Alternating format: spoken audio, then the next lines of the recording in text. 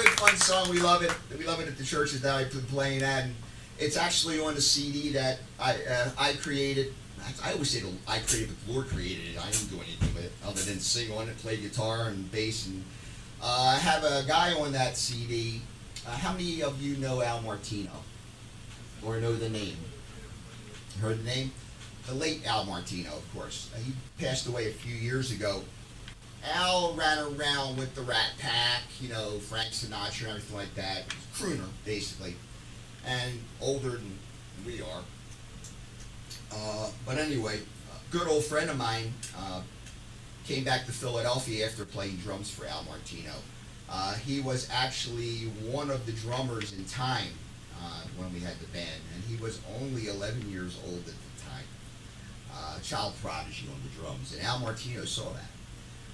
And so did his touring manager, and said, we'd love to have you play in Al's, orchestra.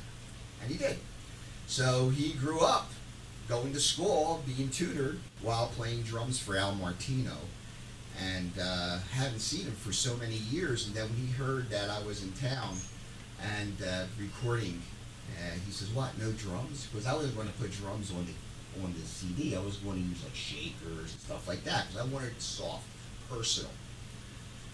And I said, "Why would you want to play?" He goes, "Absolutely." So he came to the studio and laid some tracks down on the CD, and I have 3 of my originals, one being my sheet on there.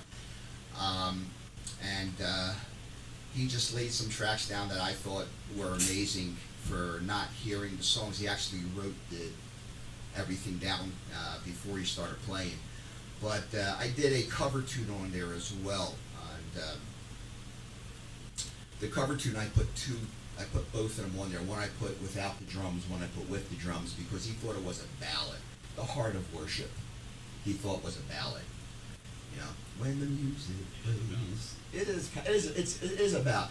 And so he was playing it like a ballad, and hit the crash and everything. And I said, "Yeah, no, we don't want that, Michael." So Mikey Niagara and I talked about it. I said, "No, why don't we put the brushes in there?" And then we did the brushes. The brushes do sound nice, but the cello, me on guitar, and the vocals alone just was so personal that we just kept that one on there as well. So we put both of them on there. So it was really great.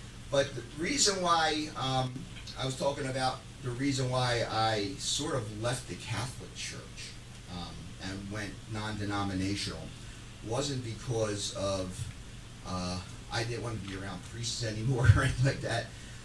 But our oldest son, who's now 39 years old, so old. He was Catholic at the time too, and he was reading the Bible. And he was confused. And I don't know what 2 verses he was confused about in the Bible, whatever it was, but he was confused because he said they conflicted each other. Okay, it was a conflict. So he went to the pastor in the Catholic Church and he brought the Bible, opened up. He said, "Father, I'm having issues with this." And he said, "Well, son," grabbed the Bible from him, closed the Bible. "This isn't for you to read. This is for us to interpret." Yeah. And that was an eye-opener for my son. It was an eye-opener for me as well. But that wasn't the only eye-opener. The eye-opener that I was part of I did a lot of the investigation. I was part of the Special Victims Unit investigative team.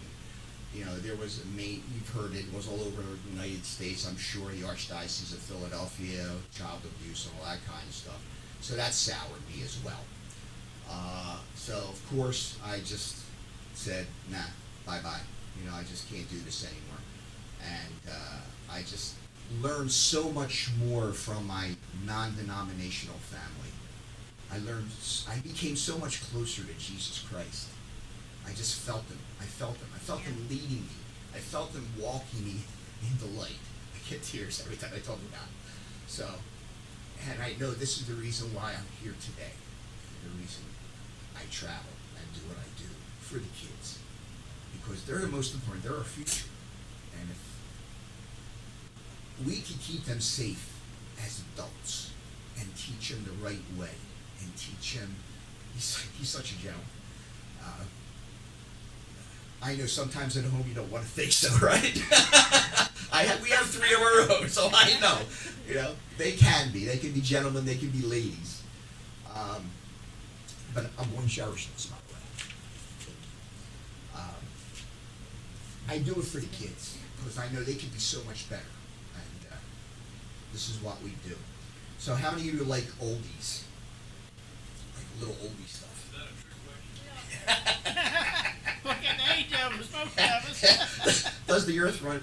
Does the earth revolve around the sun? All right. Again, I'm in capo 3 on this. I used to play it in G, so we're in what, A sharp, right?